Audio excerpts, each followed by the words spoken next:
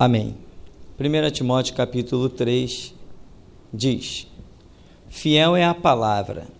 Se alguém aspira ao episcopado, excelente obra almeja. É necessário, portanto, que o bispo seja irrepreensível, esposo de uma só mulher, temperante, sóbrio, modesto, hospitaleiro, apto para ensinar, não dado ao vinho, não violento, porém cordato, inimigo de contendas, não avarento, e que governe bem a própria casa, criando os filhos sob disciplina, com todo respeito. Pois se alguém não sabe governar a própria casa, como cuidará da igreja de Deus? Não seja neófito, para não suceder que se ensoberbeça e incorra na condenação do diabo. Pelo contrário, é necessário que ele tenha bom testemunho dos de fora, a fim de não cair no opróbrio e no laço do diabo. Amém? Poder sentar em nome de Jesus. Irmão, esse conselho do apóstolo Paulo, dado para Timóteo, que dirigia já então uma igreja, né? Imagino quanta pergunta Timóteo não fazia a Paulo. Quando Paulo fundou determinada igreja, parece que deixou Timóteo assumindo essa igreja. E conselhos e mais conselhos são dados a Timóteo. E aqui ele está falando de qualificação dos bispos e dos diáconos, diz o subtítulo que tem nessa Bíblia, para nos ajudar na procura, não que eles façam parte do original, mas é um título para nos posicionar a respeito do texto. Esses títulos, né, bispos, se você vê o título bispo, pastor, presbítero, esses títulos significam a mesma coisa. Eram aqueles que tinham a posição de dirigir a igreja de Jesus Cristo. Pedro escreve dizendo: aos presbíteros escrevo eu, que também sou presbítero com eles. Ora, ele não era apóstolo, né? O título apóstolo, na verdade, não é nenhum atributo eclesiástico. A palavra apóstolo só significa enviado. É isto que significa a palavra apóstolo. Jesus chamou aqueles e com aqueles ele ia começar uma obra, ia enviá-los. Então deu aqueles títulos de apóstolo, ou seja, você é um apóstolo. A partir do momento que você tem o ID de Cristo na sua vida, que você faz a obra, seja pelo telefone, seja pela carta, seja falando para o seu vizinho, você é um enviado de Deus ao mundo. A palavra apóstolo só significa isso. Claro, aí tem essa palhaçada toda que a gente vê na nossa sociedade como fruto da queda da igreja e da queda dos seus ministros. Cada um cria o título que quer, como se esse título fosse superior ao outro.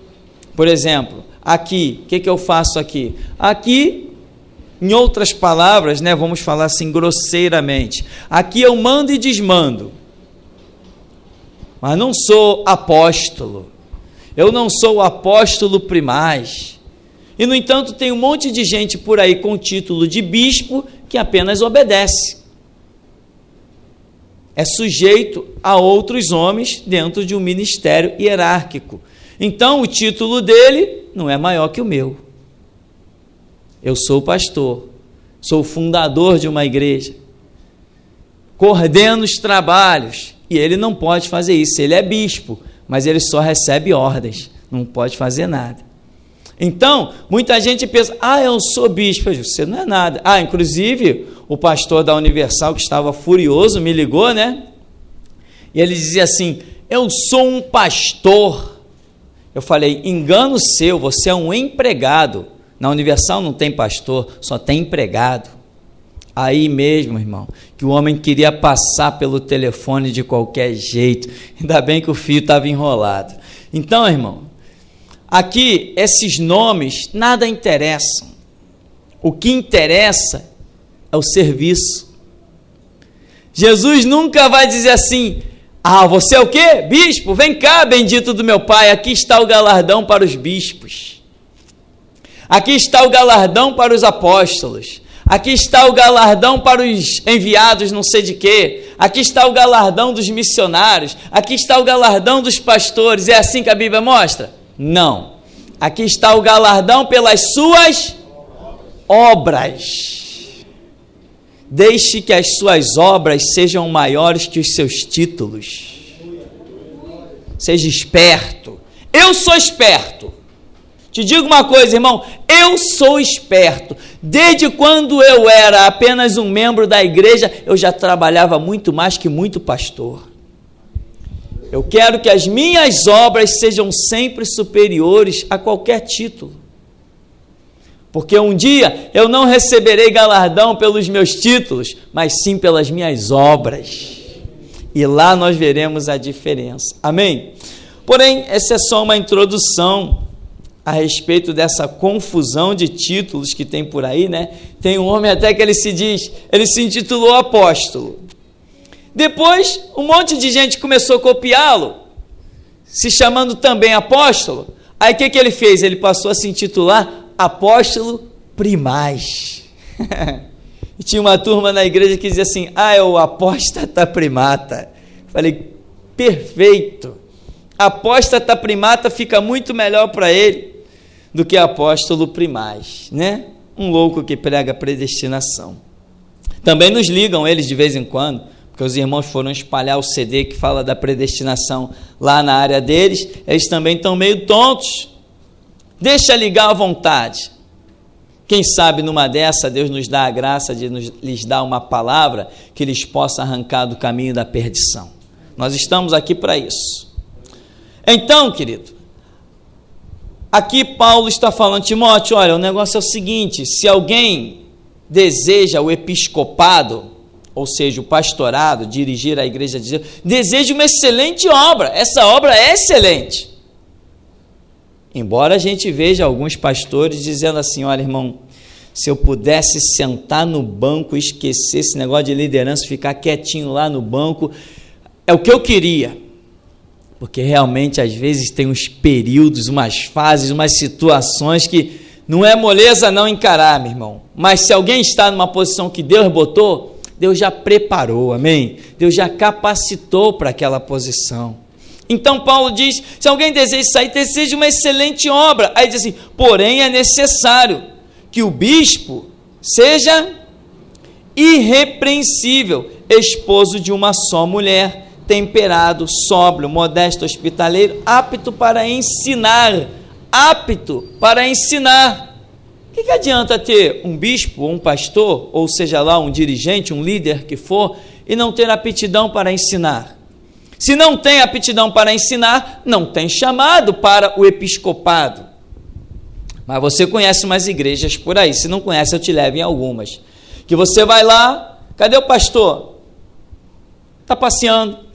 Cadê o pastor? Está viajando. Cadê o pastor? Está lá atrás no gabinete. E todos os cultos é o irmão que veio não sei de onde que está pregando, é a irmã não sei de onde que está pregando, é o irmão que está da igreja que está pregando. O pastor não prega. Aí vai conversar com o pastor como eu fui conversar. Não, irmão, eu não tenho dom de pregar. Mercenário. Se não tem o dom de pregar, não tem chamado pastoral. É mercenário, está vivendo do salário da igreja, porque não tem coragem, nem condição de ir lá fora arrumar um emprego. Então está fazendo da igreja um cabide de emprego, porque se não tem condição de pregar, não tem chamado pastoral. Isso é 2 mais 2 igual a 4. Aí, outra igreja eu fui, irmão, você não prega não? Não, irmão, esse negócio de pregar não é muito comigo não, os irmãos vão aí dando oportunidade, vai fazendo culto.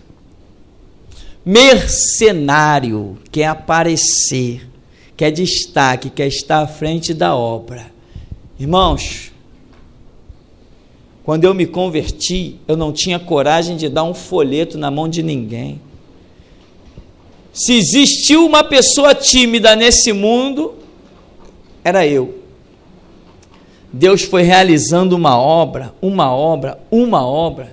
que eu subi Morro do Quingongo para pregar, eu subia Morro da Providência para pregar. Podia dar o tiro que for, estava no meio do trabalho, o trabalho continuava, eu continuava pregando. Eu preguei na Central do Brasil, naquela praça já.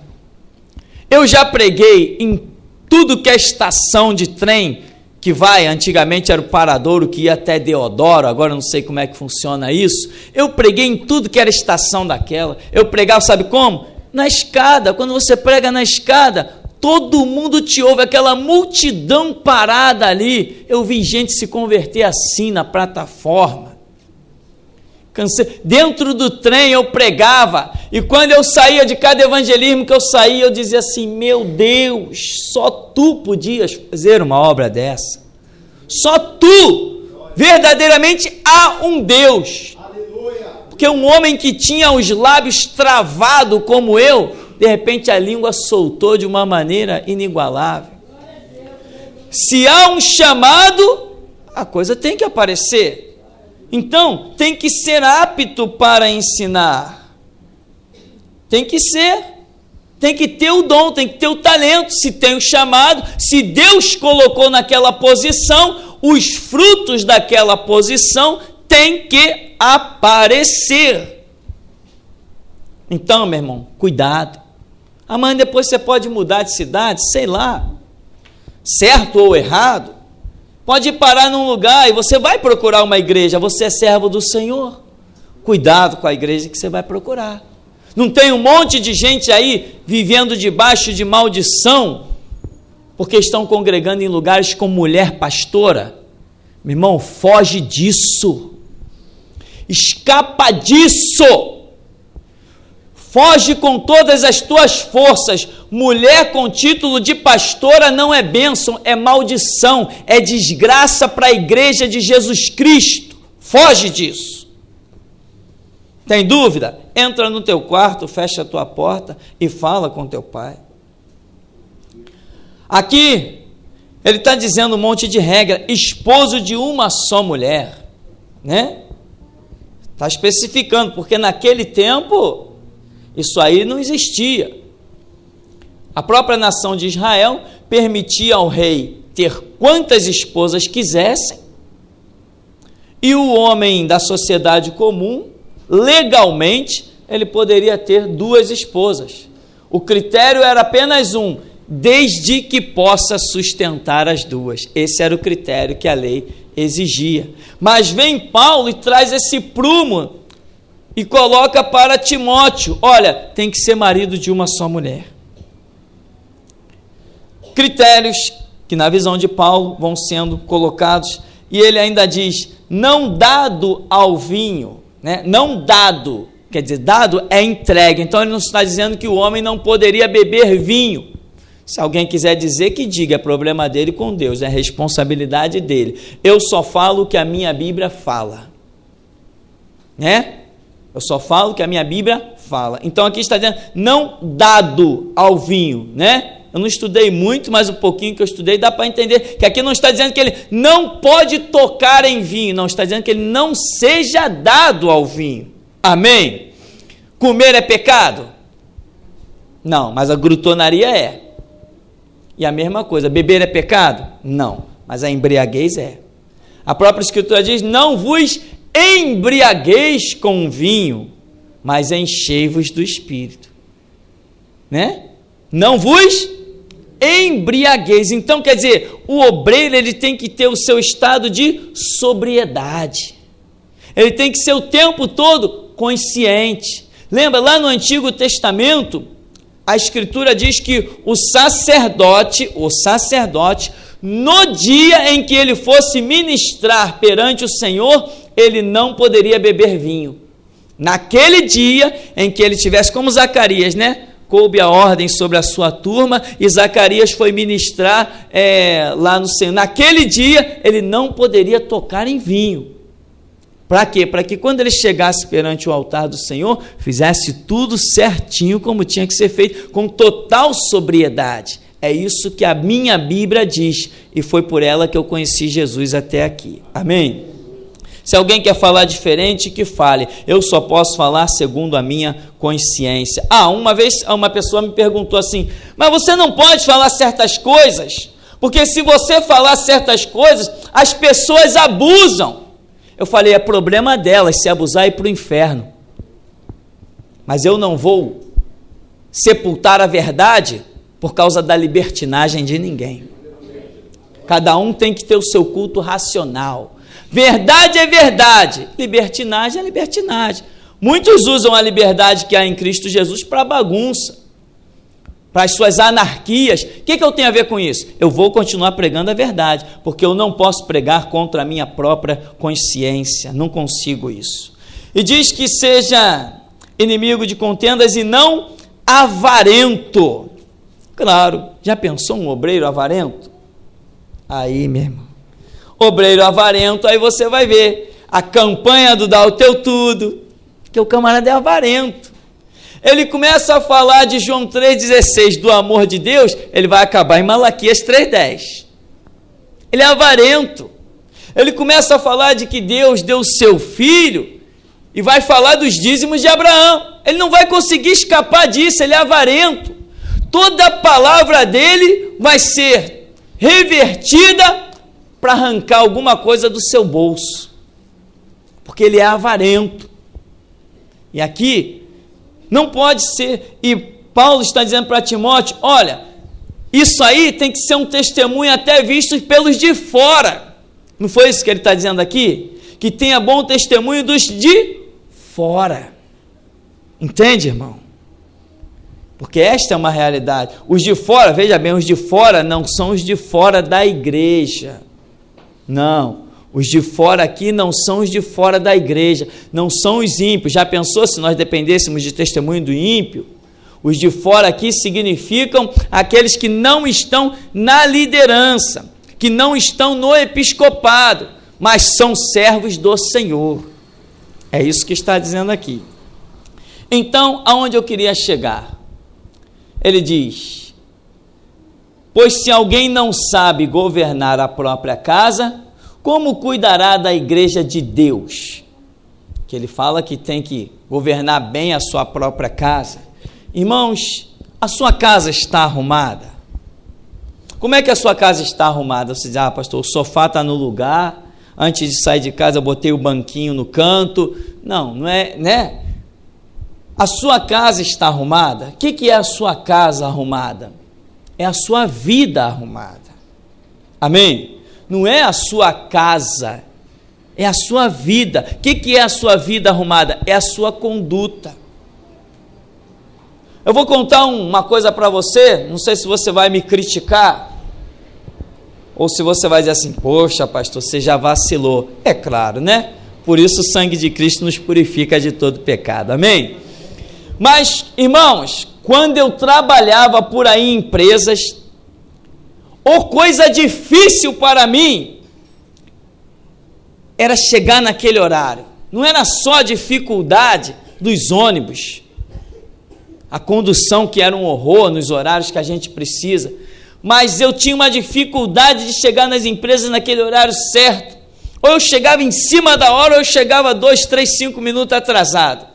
Sempre quando eu chegava, tinha um patrão, tinha um responsável para olhar no relógio e olhar para a minha cara. Sempre!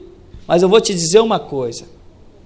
Eu nunca soube o que foi chegar atrasado num culto da igreja.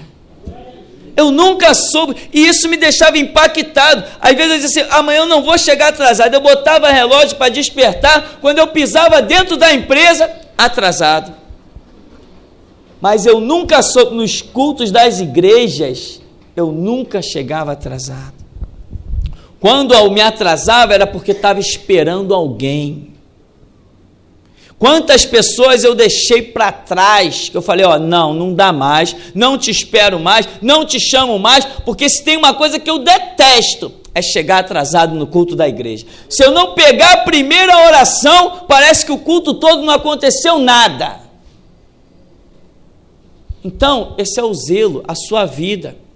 Você tem que ter a sua casa em submissão E a sua casa é a sua organização perante Deus.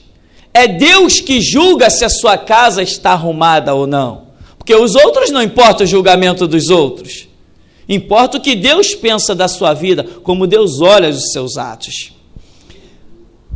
No verso 6, não seja neófito para que não suceda que se ensoberbecendo incorra na condenação do diabo. Neófito significa o quê?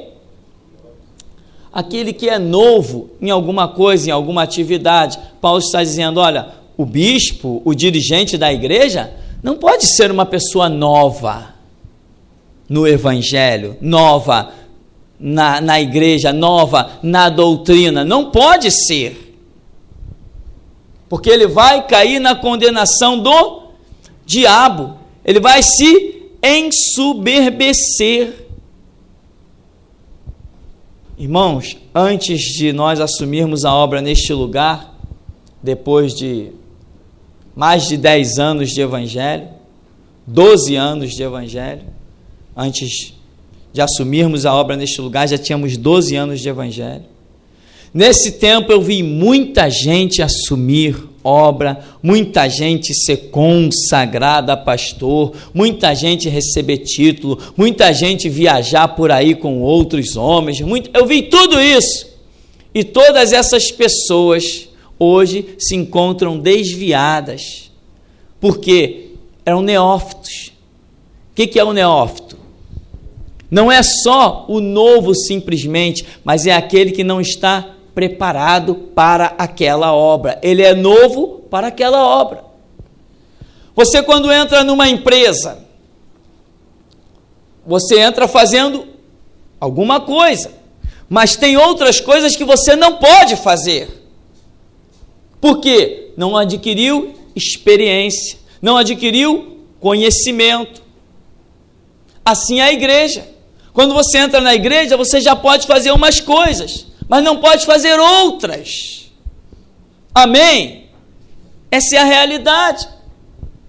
Certa vez, um grupo de jovens de uma igreja que eu fui membro, se prepararam para ir para um evangelismo. Sabe aonde?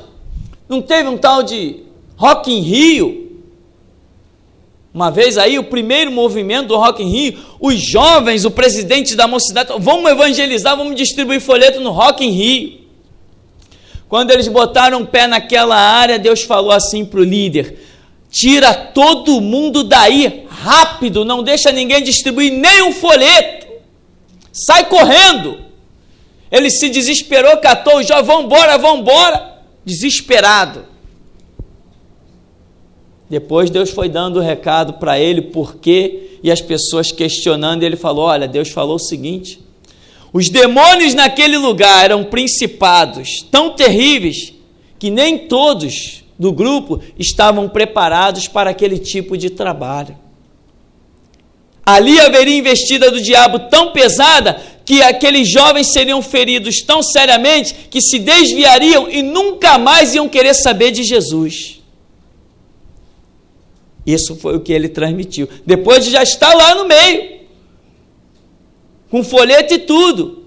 Ou seja, dentro da igreja é a mesma história. Você não faz, assim como você chega numa empresa, é a igreja. Você não pode chegar fazendo tudo.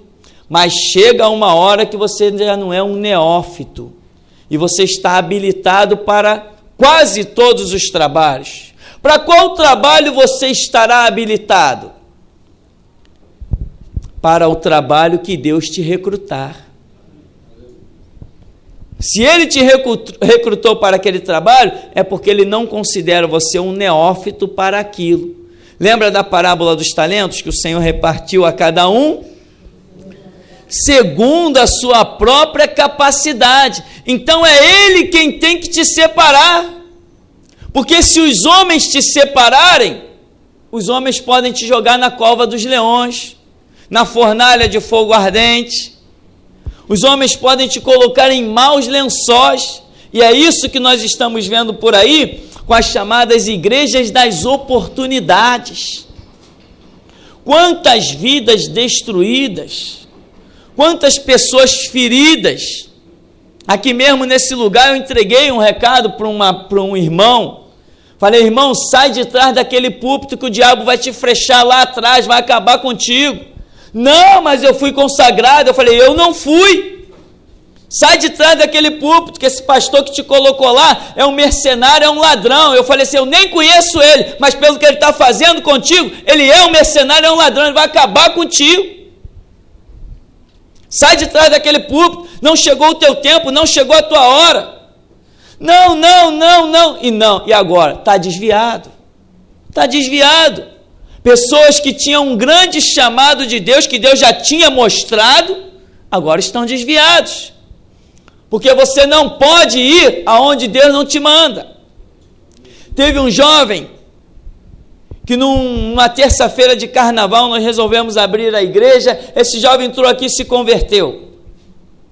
Saiu da maconha, saiu da cocaína, Deus deu a direção, ele foi para outro município, depois voltou já batizado, comendo Bíblia, se alimentando, falando de coisas tremendas. Eu me alegrei, estava em nosso meio. Passou na porta de uma igreja das oportunidades, jogaram um laço no pescoço dele, botaram ele para dirigir o trabalho.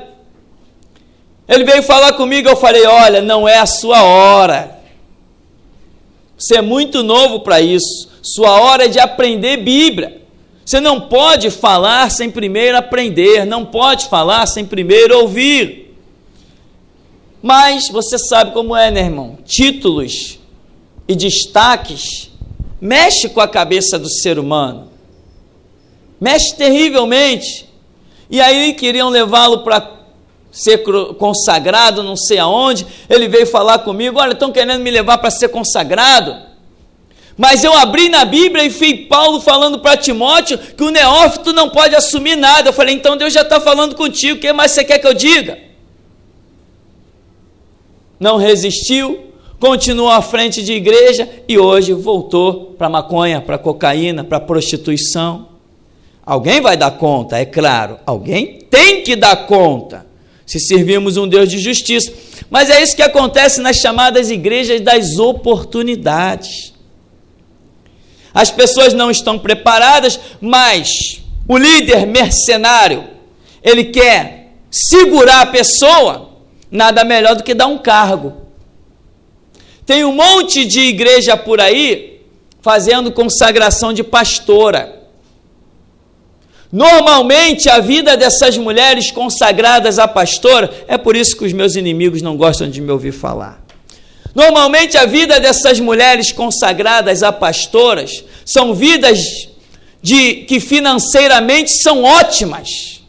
São empresárias da Petrobras, são microempresárias, tem programas de televisão. Aí os mercenários consagram logo a pastora, que assim segura no ministério e segura os dízimos e as ofertas. Eles não gostam de me ouvir falar, o que eu posso fazer? Mas Jesus gosta de me ouvir falar. Ele gosta. Eu sei que ele gosta, porque eu desfruto do sono e da paz e da graça dele. Ele gosta de me ouvir falar. Mas essas verdades que nem todos têm coragem para falar, sacode e gera muito mais inimigos do que amigos. Mas até aqui me ajudou o Senhor e ele eu não posso perder como amigo. Então, querido, não adianta ser neófito, porque Paulo diz que para não se ensoberbecer, meu irmão, é a realidade.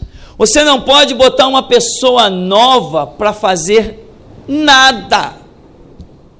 Se você chega num lugar, numa empresa, e lá tem um garoto de 17, 18 anos, e você der autoridade para ele sobre 5, 6 pessoas, você destrói ele, e ele destrói a própria empresa. Eu trabalhei numa empresa de ônibus, já sofri também, irmão. Trabalhei numa empresa de ônibus, que por ironia do destino, o nome da empresa é Transporte Futuro. Eu nunca vi uma empresa tão retrógrada quanto aquela.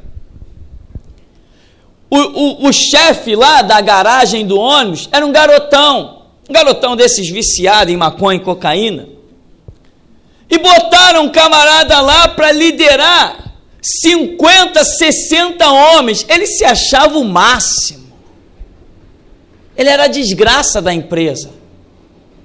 Ele era a desgraça da empresa. Os próprios conselheiros da empresa diziam assim: esse camarada vai destruir a empresa. Mas não podiam tirá-lo de lá, sabe por quê? Era filho do dono. Não pode, meu irmão. Não pode. Deus, à medida que a sua cabeça crescer, maturidade, Deus te dará mais responsabilidade. Tem que crescer aqui dentro. A gente não cresce no corpo, a gente cresce na alma e no espírito. Entendimento, compreensão das coisas. Você não pode ser um neófito. Se Deus te colocar para pregar para uma pessoa, faça isso com todo empenho. Se Deus te colocar para 1 milhão, lembra de que um dia você já pregou para 1. E tenha a mesma humildade, a mesma responsabilidade. Não mude a qualidade das suas roupas. Mude sim, por você gostar de um tecido ou de outro, mas não pelo valor delas. Seja sempre o mesmo. Porque Jesus é o mesmo. O que nós vamos mudar? Se vamos mudar para o melhor. E o melhor é o que Ele nos declarar. O que acontece com o neófito? Se ensoberbece e cai na condenação do diabo. O que aconteceu com o diabo? Se ensoberbeceu. Já que Deus me deu esse privilégio, olha minhas vestes, pedras afogueadas, a visão deslumbrante de um querubim ungido. A própria Escritura diz: perfeito eras em formosura. Não tinha ninguém semelhante a ele. Quando Lúcifer passava no meio dos anjos, dos arcanjos, querubins e serafins, a luz dele era maior. Aferidor de medidas, quer dizer, era ele que selecionava o que os anjos iam cantar para Deus. Era ele que fazia isso. Por isso que a Bíblia diz: os teus pífaros estavam no meio de ti. A posição dele era tremenda. Ele falou: opa, o que eu vou fazer? Eu quero subir mais. Já sei o que eu vou fazer. Vou fazer uma rebelião. Vou me colocar acima de todos os anjos e serei semelhante ao Altíssimo. Ele não queria o lugar de Deus, porque ele não foi tão louco assim. Ele não disse serei igual a Deus ou serei superior a Deus. Ele disse serei semelhante, quer dizer, parecido, em posição inferior, porque ele sabia muito bem que a posição de Deus é intocável. Ele sabe disso. Por isso a Bíblia diz: tu crês que há um só Deus? Fazes muito bem. Até os demônios creem e estremecem. Então, ele falou: vou ser semelhante a Deus. Irmão, se Deus te deu uma posição, é essa e acabou. Você não tem que ser igual a ninguém, semelhante a ninguém. Você tem que ser o que você é.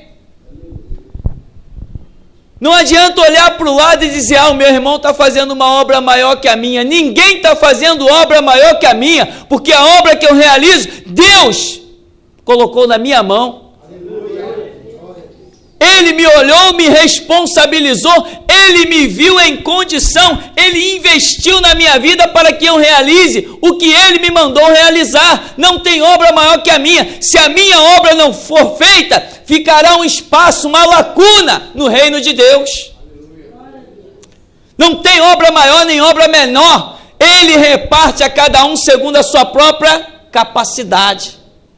Então, não adianta. Às vezes a pessoa é neófita nos seus projetos.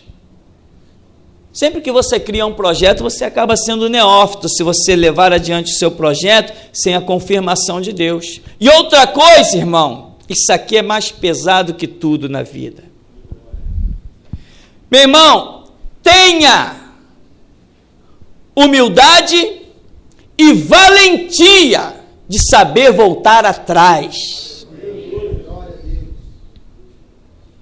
Para voltar atrás, você tem que ter humildade e valentia. Se Deus mostrou que você andou errado, volta! Volta até mesmo porque poucos conseguem encontrar a placa de retorno. Saul não encontrou, mas Davi encontrou. Entende? Então, meu irmão, tenha humildade. Não seja neófito nos seus pensamentos. Procure os pensamentos de Deus lá na oração, que você vai caminhar sempre bem. E ele diz no verso 7, pelo contrário, é necessário que ele tenha bom testemunho dos de fora, a fim de não cair no opróbrio e no laço do diabo. Qual é o laço do diabo? O diabo só tem um laço, meu irmão. Naquilo que ele caiu, ele quer pegar os outros. É a única coisa. O que ele queria ser? Semelhante ao Altíssimo. Ele queria posição, né? Ele queria destaque. Ele queria superioridade. Porque ele diz, acima das estrelas de Deus me colocarei. Quer dizer, estrelas significam os anjos. Ele queria estar acima de todos os anjos, né? Queria governar sobre todos. Ele queria ser o melhor, o mais inteligente, o mais esperto, o mais bonito. Enfim, ele queria tudo mais além da posição que Deus já o tinha dado. Ele queria além. Ele não se contentou com aquela posição. Aí aconteceu o que aconteceu, a rebelião, ele foi expulso, aí ele vem para a terra, chega para Eva e diz o quê? Olha lá que bonito, pode tocar, pode comer, porque Deus sabe que no dia que vocês tocarem, comerem naquele fruto, vossos olhos se abrirão e sereis semelhantes ao Altíssimo. O laço que ele deixou no seu coração e na sua cabeça é o mesmo que ele usa hoje para pegar outras pessoas. Ah lá, você pode ser que nem ele. Ah lá, você pode ser melhor que aquele. Não, aquele lá fez aquilo e tu pode ser muito melhor. Ele tem dinheiro e tu também pode ter. Ele tem fé, tu tem mais fé que ele. Não é assim? O diabo tem o mesmo laço que o destruiu, ele traz com ele para jogar em cima dos outros. É cair no opróbrio e no laço do diabo. Mas todo mundo cai nesse laço do diabo? Não. Mas quem cai? Os novatos, os neófitos.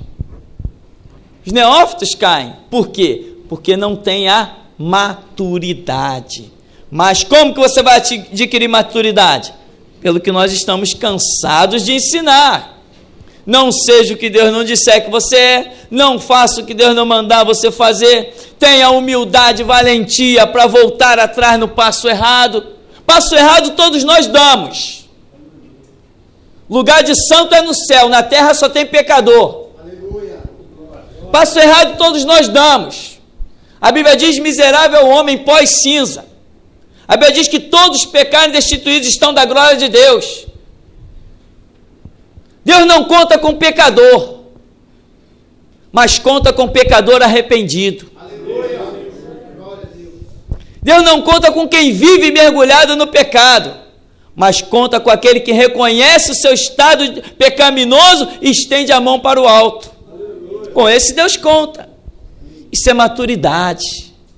A própria Escritura diz que o cair é do homem, mas o levantar é de Deus. 7 vezes cairá o justo. Está falando de mim e de você. Estamos sujeitos a cair, mas 7 vezes o levantará o Senhor e estará de pé. É isso que diz a Bíblia. Então, meu irmão, cresça, cresça.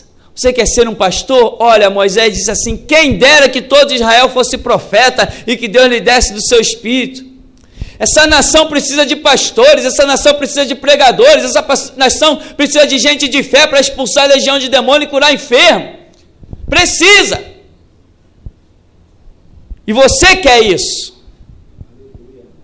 Mas isso vai virá com maturidade, com crescimento, sem precipitação, mas também sem perder tempo. Amém? Não perca tempo, mas não marque passo. Porque no tempo certo as coisas vão acontecendo. O importante é você chegar aí diante do altar, como nós ensinamos aqui, Senhor, vou para a esquerda, vou para a direita? Senhor, o que tu queres de mim, faço, não faço? Senhor, atravessei o rio, o que eu faço agora? Agora volta, você errou, não era esse rio. Entende? Tenha humildade e tenha valentia. Quando Deus te falar alguma coisa, não importa o que vão pensar a seu respeito, o que vão dizer a seu respeito. Faça aquilo que Deus te mostrar, porque Ele é que tem condições de te honrar. É Ele. Aqui, quando nós suspendemos essas doutrinas envelhecidas que tem por aí, e não fazemos caso mais desses rituais todos que tem, quanta gente criticou e falou assim, não, como é que eu vou dar crédito ao pastor Tupirani, se ele tem lá uma igrejinha no alto do morro, ele não é ninguém, ele não tem nome na mídia, mas o fulano, o pastor fulano já tem programa na televisão, é dono de rádio, tem DVD gravado, a quem que eu vou dar crédito? Esses são os neófitos. Os que não são neófitos entram no seu quarto, fecha a porta, fala com Deus, e Deus diz assim, dê crédito ao meu espírito. A verdade é essa, essa e essa. Às vezes a verdade não está nem com A nem com B, mas sempre estará com Ele, aquele que era, que é e que há de vir. Então, tem que ter maturidade, tem que ter crescimento. Não olhe para um homem por título. Paulo diz assim, olha, os bispos, nós falamos sobre os títulos, não importa o título dos homens. Olhe para o homem como um homem. Olhe para o ser humano como uma alma carente de Deus. O doutor fulano, juiz, ele é um ser humano a caminho do inferno que precisa de que alguém lhe dê uma palavra. No inferno está cheio de juízes. Isso é maturidade. Você olhar para as pessoas como pessoas. Jesus Cristo nos disse assim, amai-vos uns aos outros, se vós fordes juízes e etc. Não, amai-vos uns aos outros. Não há maior amor do que esse, dar a vida pelos seus irmãos. Que irmão que tem título, que tem destaque? Não.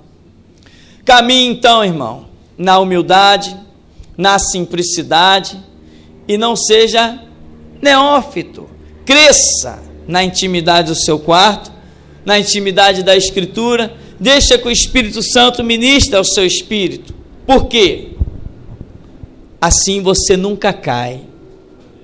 Quando você estiver para dar o passo errado, Deus contempla a sinceridade do teu coração, Ele vem e diz assim, não, cancela isso, estou fora desse plano, não faz, sai desse negócio, não entra, não estou aí, porque Ele vê a humildade do seu coração, Ele vê a simplicidade da sua vida na presença dEle, entende? E se você caminhar sempre assim, você não vai ser enganado, você não vai ser iludido. Olha quanta gente iludida aí nas campanhas políticas, quantos pastores enganados. A hora que o anticristo apertar as coisas, esses pastores que fizeram aliança com o Estado e com a política, só de pensar na pele deles já dá dó.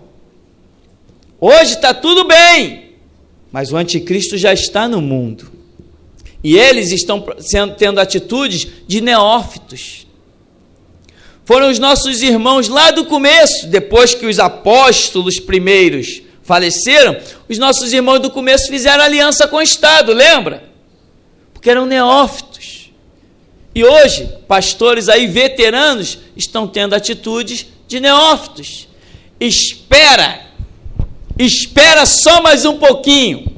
Quando Geração Jesus Cristo entrar na mídia, espera que o povo que está lá encabrestado por eles virá a cabeça do rebanho e olhar para nós. Espera quando o exército que Deus está preparando se levantar, espera só mais um pouquinho, espera.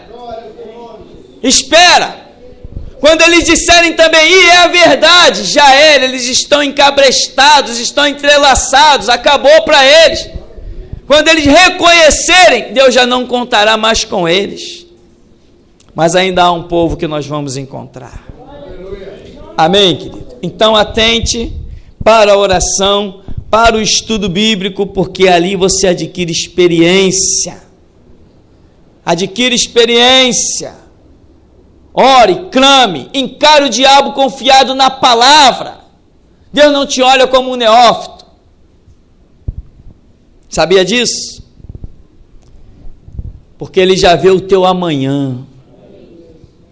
Ele está olhando você hoje, a palavra que você está recebendo, o toque que o Espírito Santo está te dando nos sentimentos, está te dando na sua mente, está dando no seu espírito, esse toque. Ele está olhando, ele já está olhando lá na frente, você à frente de multidões pregando, você expulsando legiões de demônio e curando enfermo, você arrebanhando multidões, no Nordeste, na Bahia, no Espírito Santo, em tudo que é canto desse país. Deus já está olhando para você, dirigindo o rebanho dele. É assim que Deus está te olhando, irmão, como alguém que vai glorificar o nome dele, desfazendo as obras do diabo verdadeiramente, edificando vidas, libertando os cativos e os oprimidos. Ele não está te olhando como um neófito. Sabe por quê? Porque você está esperando o seu tempo, a sua hora chegar. Cuidado. Apenas tome cuidado com uma coisa, sabe com o quê? Não ouses pensar que é com o diabo. Ele que tem que tomar cuidado conosco. Tome cuidado com os pastores mercenários, que Paulo diz aqui, ó, não pode ser avarento, não pode ser que quem não saiba governar a sua própria vida. Com esses é que você tem que tomar cuidado. Lá fora não existe perigo, não. O perigo hoje está da porta da igreja para dentro, não está mais da porta da igreja para fora. Eu nunca tive problema com o diabo. Nenhum demônio me telefonou dizendo para eu parar de distribuir CD e folheto. Até agora nenhum tranca-rua me telefonou. Quem me telefona são os pastores da Igreja da Graça, da Universal, pastores metodistas, pastores presbiterianos, pastor batista. São eles que estão me ligando, dizendo para parar. Só tem um jeito de eu parar, e esse jeito ainda está muito longe. Amém, irmão? Então, querido, fica na sua posição, porque na posição em que você está, se Deus te colocou nela, você não é um neófito, é um veterano e vencedor. Então, querido, o Senhor nos abençoe em nome de Jesus.